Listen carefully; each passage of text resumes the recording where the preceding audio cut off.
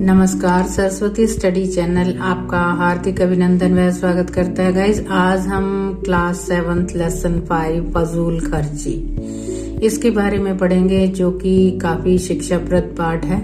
फजूल खर्ची एक लत यानी कि बुरी आदत के समान है, जो कि आडंबर से प्रेरित, आडंबर मतलब दिखावे से प्रेरित, ये एक ऐसी आदत है जो विपत्ति के समय हमारा मुंह चिढ़ाती है। फिजूल खर्ची करने वाले जो लोग होते हैं अक्सर कर्ज के बोझ से दबे रहते हैं। तो प्रस्तुत है ये पाठ।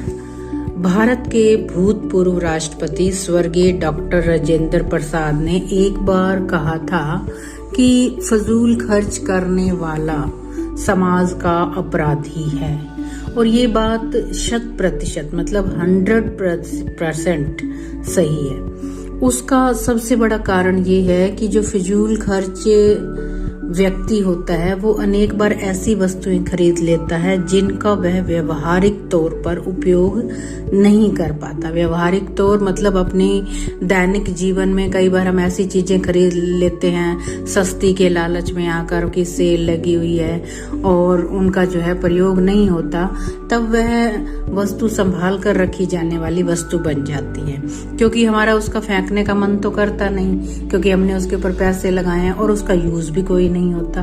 तो ये क्या हुआ, ये एक प्रकार से राष्ट्रीय क्षति मतलब नुकसान है देश का, क्योंकि हर वस्तु के निर्माण मतलब उसे बनाने में बिजली, पानी और लेबर खर्च हुई, तो वो जो है वो बेकार हो गई।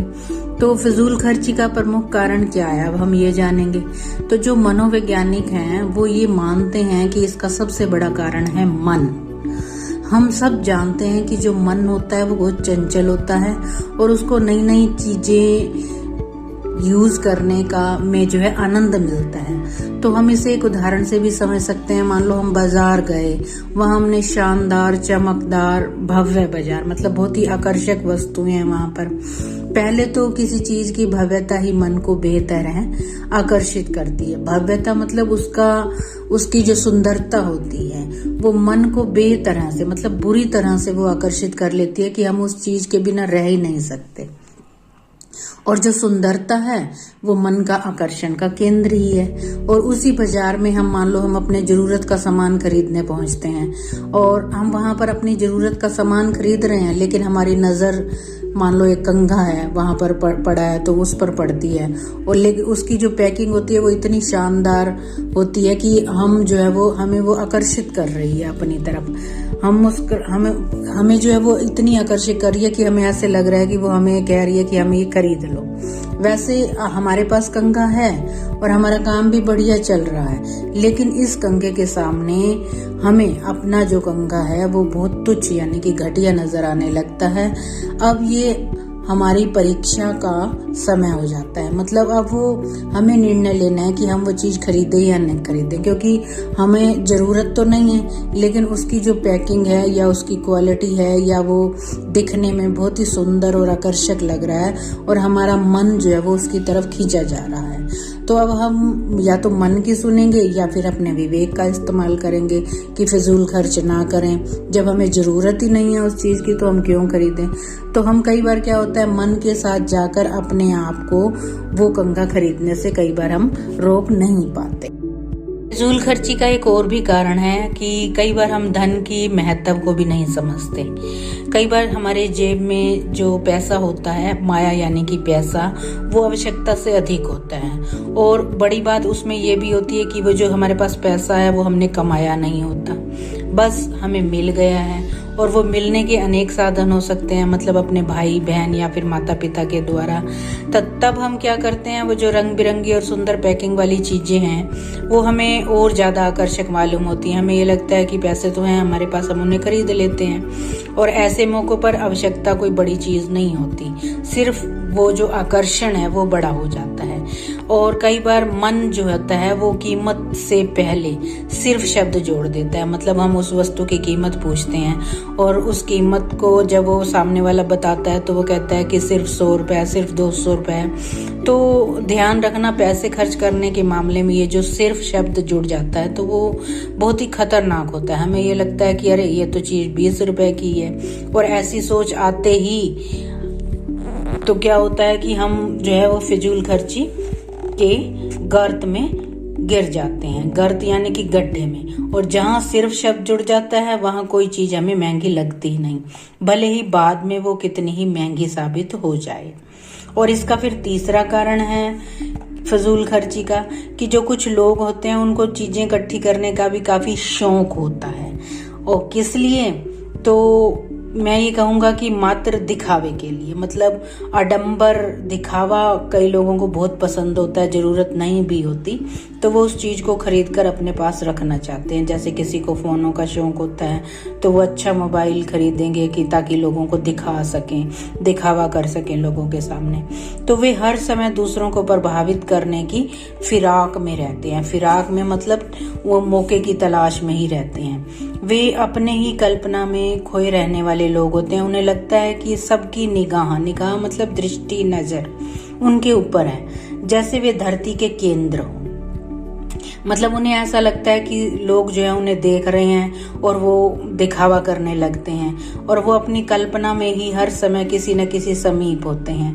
मतलब कोई उनके पास होता नहीं है, लेकिन वो ऐसा लगता है कि वो जो है कोई चीज ऐसी खरीद लेते हैं और अपने आप से ही फिर वो बातें करते रहते हैं, चाहे वो अकेले ही क्यों ना हो। वो खुद ही दूसरों की तरह से सवाल पूछते हैं और खुद ही फूले फूले जवाब भी देते हैं। फूले फूले मतलब बहुत ज्यादा उत्साह के साथ। जैसे कि अब मोबाइल है, वो मोबाइल खरीदा उन्होंने एक अच्छा, तो वो अपने आप से ही बातें कर रहे हैं कि लोग मेरे से ऐसे ऐसे पूछेंगे कि कब खरीदा, ये तो बहुत बढ़िया है। तो फिर वो क्या जवाब देगा कि ये तो मैंने पिछले महीने 47,000 का लिया। खुद से ही वो सोचते रहते हैं कि यह सुनकर सामने वाला जो है ना वो सन मतलब बिल्कुल चुप रह जाएगा, उसकी बोलती ही बंद हो जाएगी। तो अच्छा 47,000 का? हाँ जी 47,000 का, अभी नया मॉडल ही आया है। बस खुद से अपने आप से वो इस तरह से प्रश्न करते रहते हैं और खुद ही जवाब देते रहते हैं। तो ऐसे जो लोग होते हैं ना वो फिजूल खर्ची से कभी भी नहीं बच पाते और पता ही नहीं होता उन्हें कि वो ऐसे लोग अपनी हर खरीदारी को सदा जायज ही मानते हैं। जायज का मतलब होता है कि वो उसे उचित ही समझते हैं कि जो हमने खरीदा है ये सही है, भले ही यह पता लग जाए कि चमक दमक के चलते हुए ठग भी लिए गए हों। ठग मतलब जैसे कई बार दुकानदार 5 की चीज होती है उन्हें 10 कह लेता है कि वो तो आकर्षण का केंद्र बनी हुई है, वो उसे खरीदेगा ही। तो इस तरह से वो ठग लिया जाता है। और हालांकि उसे बाद में चाहे ये बात पता भी चल जाए, लेकिन फिर भी वो फिजूल खर्ची करने से पीछे नहीं हटता। तो इसका नतीजा, अब क्वेश्चन मार्क लगा हुआ है कि क्या नतीजा निकलता है। कई बार क्या होता है, सिर पर कर चढ़ जाता है और घर में भी कबाड़ जो है वो बढ़ जाता है। मतलब हम वो चीजें इकट्ठी किए जा रहे हैं घर पर। फजूल खर्ची के सारे लक्षण जान लेने के बाद अब ये सवाल उठता है कि हम इससे बचें कैसे। तो सबसे पहला और सरल उपाय इसका क्या है कि अपनी जरूरत को पहचानना। आप अपनी जरूरत को पहचाने, धीरज से, संयम से अपनी जरूरत को पहचाने और अपनी आवश्यकता के अनुसार ही चीजों को खरीदें। नकली आकर्षण से बचें, वो सिर्फ एक दिखावा है। जब तक चीज की जरूरत ना हो उसे ना खरीदें, क्योंकि कुछ समय उसे हम संभाल कर रखेंगे, फिर एक दिन उसे फेंक देंगे। तो इससे क्या हुआ, हमारा समय और पैसा बर्बाद हुआ, हमारे हाथ में कुछ नहीं आया। छोटी से छोटी वस्तु भी तब खरीदें जब आपको उसकी वास्तविक आवश्यकता हो, रियल में, और शीघ्र ही आवश्यकता पड़ने वाली हो, या फिर निकट भविष्य की जरूरतों को पूरा करने के लिए कई बार हम अग्रिम मतलब समय से पहले ही खरीदारी करना शुरू कर देते हैं। तो ये कोई फिजूल खर्ची नहीं है। फिजूल खर्ची तो वो होती है कि सिर्फ हमने दिखावे के लिए जो चीज खरीदी है, हमें जरूरत नहीं है। तो लेकिन जो हमारी जरूरत है वो वास्तविक होनी चाहिए, मन की चंचलता से पैदा नहीं होनी चाहिए। तो जो मनोवैज्ञानिक हैं वो एक बात और कहते हैं कि नकद खरीदारी करने वाला जो व्यक्ति होता है वो हमेशा सोच विचार कर ही खरीदता है। जो लोग क्रेडिट कार्ड के जरिए खरीदने में विश्वास रखते हैं वो कई बार क्या होता है, जरूरत से ज्यादा चीजें खरीद लेते हैं, क्योंकि उसमें लिमिट होती है और पेमेंट जो है वो मंथ तक करनी होती है।